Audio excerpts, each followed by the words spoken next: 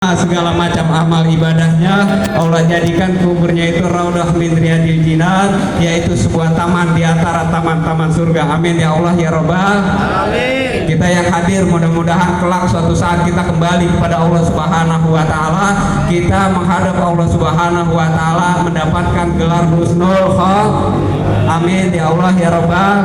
Shalawat beriring salam juga tidak lupa kita sampaikan kepada Nabi besar kita Muhammad sallallahu alaihi wasallam.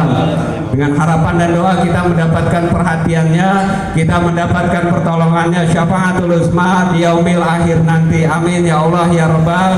Bapak Ibu jamaah takziah yang dirahmati Allah, kata Allah dalam Quran, ya ayyatuhan nafsul mutmainnah irji'i ila rabbiki radiyatan mardiyah fadkhuli fi ibadi wadkhuli jannati. Proses nanti kita kematian bang macam-macam. Kita semua manusia yang hidup suatu saat akan menemui namanya kematian. Kita tidak pernah tahu kapan kematian datang. Yang jelas yang miskin mati, yang kaya juga akan mati. Orang biasa mati, ustadz juga akan mati. Beda cuma satu, ustadz belakangan. Lah iya bang, ustadz mau belakangan kok matinya. Kenapa ustadz belakangan? Lah kalau ustadz yang mati siapa yang doain? Lah kalau abang yang mati kan yang doain ustadz. Yang tahlil ustadz, yang baca yasin ustadz Sofian, bener? Berarti ustadz mati belakangan, bener? Alhamdulillah, ustadz Sofian, ya enak nih. Kita nggak pernah tahu bang, ya mati.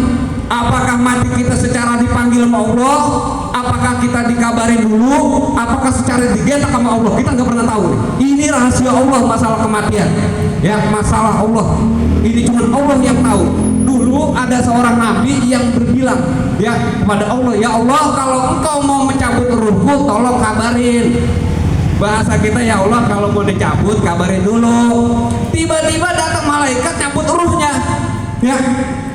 Komen dia malaikat protes, ntar dulu saya udah mesen sama Allah kalau nanti mau dicabut dulu saya kabarin.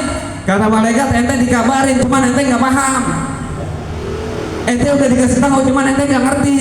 Dikasih tahu lewat mana? Tanda-tanda orang yang mau dekat mati ubannya mulai bener gak bang?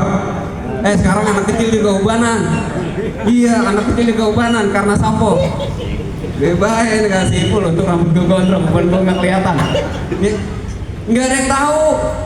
Ada yang lagi keliling tahu-tahu digetak sama Allah Subhanahu wa taala. Ya, cuman orang-orang yang tenang, orang-orang yang jiwanya tenang, yang enak ketika menghadap Allah Subhanahu wa taala. Kata Allah dalam Quran, ya ayyatuhan nafsul mutmainnah, hei jiwa-jiwa yang tenang. Bahasa kita dipanggil sama Allah, hei orang kampung sawah, udah waktunya pulang. Pulang kita bang, enak gak kalau dipanggil? Coba kalau kita lagi di motor digetak sama Allah, berat jatuh, plak, mati, mau nggak? Tapi kalau dipanggil sama Allah enak. Kenapa? Jiwa kita tenang, makanya jiwanya tenang dipanggil sama Allah, ya ayyatuhan nafsul mutmainnah, hei jiwa-jiwa yang tenang, irji'i ila rabbiki radiyatan mardiyah, kembalilah kepada Tuhanmu. Kita disuruh pulang, hei orang kampung sawah pulang. Itu bahasa kita begitu. Balik ke bapak lo, ya siapa tahu kalau balik sama bapak lo makanya dapat warisan, kan begitu. Tuh dipanggil sama Allah. Makanya jiwa mah bang kita nih biar orang susah bang, jiwa mah kudu tenang. Ya, jiwa kudu tenang. Tapi kalau kontrakan belum bayar, kredit motor belum bayar, udah nunggak 2 bulan, jangan tenang-tenang bang. Nah, kalau berubah kita melisih. Coba deh. Ya, di rumah dapur belum ngumpul, duit kagak punya, jangan tenang-tenang bang. Ya. Tuh, jangan tenang-tenang kita. Intinya kita tenang dalam menjalankan ibadah kepada Allah. Ketika kita sholat, Allahu Akbar, tenang bang. Tapi kebanyakan kita kalau sholat gerasa gerusuk di masjid doang. Kalau kita sholat Jumat baru datang sholat Allahu Akbar, Allahnya panjang banget, Allah biar dilihat orang. Tetangganya ngomong, oh panjang amat takbirnya udah kayak empelung. Ya, pengen dilihat orang. Tapi giliran di rumah sholatnya, Allahu Akbar, Allahu Akbar, Allahu Akbar, Bismillahirrahmanirrahim, alhamdulillahirabbil alamin, waladhdallin. Tidak tenang kita ibadah. Makanya kita ibadah kudu tenang. Ya, ngaji juga kudu tenang. Ya ngaji begini nih, ada yang nggak tenang, ada bang yang gerasa rusuk kayak duduk salah, nyender salah, mau nyender, mau belonjor, malu mau ustad, ya kan?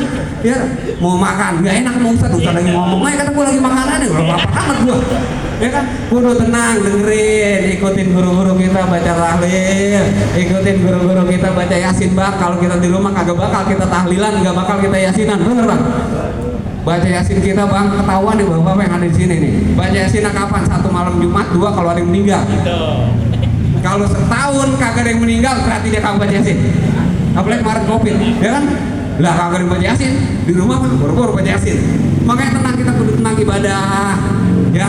Biar kita nanti dipanggil sama Allah tenang, dalam keadaan tenang, enggak perlu begini begitu, enggak pakai disiksa dulu sama Allah. Ini orang baik nih, ya, bibi saya nih. Mpok Inep, kalau saya panggil Mpok Inep siap dari dulu, jadi ribet banget roman ini. Mpok Inep nih orang baik, ya orang yang jiwanya tenang, anaknya dikumpulin, ya, disuruh berbuat kebaikan, ya, keluarganya dikumpulin, mau lebaran dikumpulin, habis lebaran dikumpulin, mau Ramadan dikumpulin, mau puasa bang kumpulin, kita digiring ke kuburan biar kata ingat kita mau orang tua. Habis lebaran digiring lagi, ini orang tua paling baik saya bilang, ya. Maka banyak bibi-bibinya, ya, bibi-bibinya, keluarganya, encenya, endenya yang udah pada tua-tua masih panjang umurnya. Kenapa? Yang baik yang duluan dipanggil sama Allah Subhanahu wa Ta'ala. Bener Pak? Makanya jadi orang jangan baik-baik banget. Kalau baik-baik mah cepet mati. Bener nggak? Cepet sama mati bang. Kalau baik-baik mah biasa aja. Ya, waktunya kita berbuat baik, ya. Waktunya kita bertetangga. Orang yang paling baik-baik, yang hatinya bersih, dipanggilnya cepat sama Allah Subhanahu wa Ta'ala. Kemarin belum lama guru kita Habib Ana Husain panggil kan? Usianya berapa bang? 40, kurang dikit, ya, lebih dikit. Habib Munjir dipanggil, usianya berapa? 40, lebih dikit. Banyak kiai-kiai kita, guru-guru kita. Kenapa? Mereka orang-orang yang baik. Ya, mereka orang-orang yang baik. Tapi kalau ada guru, mohon maaf, bukan guru yang di sini. Kalau guru ngomongin orang, ada guru di mana mampu, lama matinya bang. Lama mati bebek nih. Ya, termasuk kita. Ya, kita nggak tahu nih umur kita nih. Ya, kita nggak tahu. Dan setelah kita mati, setelah kita disidang A, B, C, D sampai terus kita disidang sampai terakhir, cuma ada 2 tempat bang. Ada surga, ada neraka. Paling enak perempuan masuknya surga, paling gampang, beda dengan kita. Ini orang baik nih, ya, bisa orang baik. Mudah-mudahan nanti Allah memudahkan untuk menuju surga, amin ya Allah ya Rabbal.